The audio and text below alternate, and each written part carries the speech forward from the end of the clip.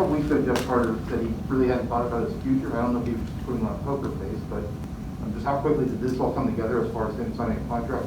Was there anything he had to show this season to maybe earn a contract with it? Well, yeah, good question.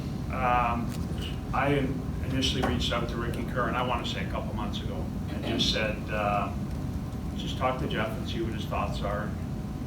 If, we'd like to keep him in Pitt.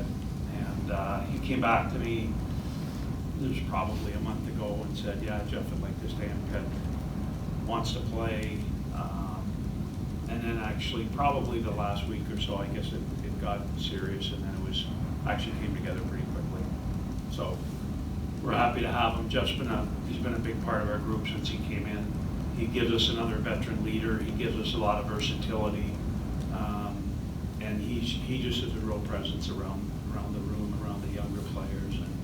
And as I said, he can play the right side. He can play the middle. He can take face-offs. He can play in the power play, penalty kill.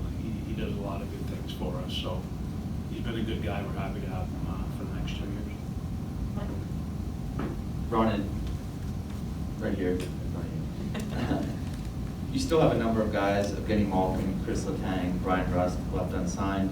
Can you tell us anything about the negotiations with those guys, and is there any kind of a deadline, whether it's self-imposed or otherwise, that you guys are trying to meet at this point? Yeah, no, we've had discussions. I don't negotiate publicly. We've had discussions with both the guys, and certainly they're a top priority for us. We have a limited amount of cap space, so there's going to squeeze everybody in. Certainly our goal. Whether it's possible or not, I don't know.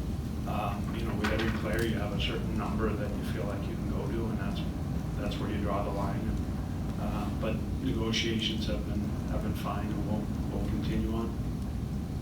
I think Gino and Tanger, they've been here for, I think, 16 years.